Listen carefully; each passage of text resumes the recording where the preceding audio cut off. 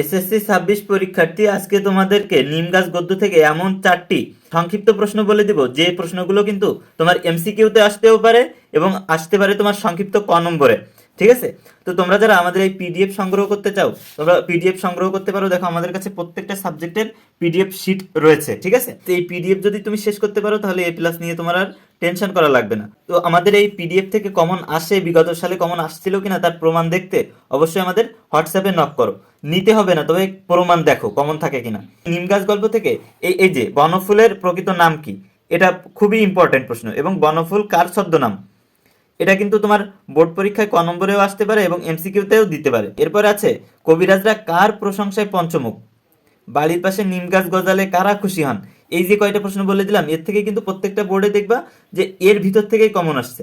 SSC 26 পরীক্ষার্থীরা, তোমরা যারা আমাদের এই স্পেশাল পিডিএফ শিট সংগ্রহ করবা, দেখো প্রত্যেকটা সাবজেক্টের শিট আমাদের কাছে তোমরা পেয়ে যাবা। এখানে মূলত স্পেশালি আছে কি, এখানে আছে ইংলিশ ফার্স্ট পেপারের রাইটিং পার্টের সকল বিষয় শর্টকাট নিয়ম এবং কমপ্লিটিং স্টোরি না বাঁধলেও কিভাবে লিখবে সেসব শর্টকাট টেকনিক কিন্তু এর ভিতরেই দেওয়া আছে। এবং এইগুলা সংগ্রহ করলে কিন্তু তোমার এ প্লাসের একটা ভালো একটা প্রস্তুতি হয়ে যাবে, তোমার এ প্লাস চলে আসবে যদি তুমি এগুলো সংগ্রহ করে পড়তে পারো। তো যারা আমাদের এই পিডিএফ শিট নিতে চাও তারা আমাদের ইনবক্সে যোগাযোগ করো।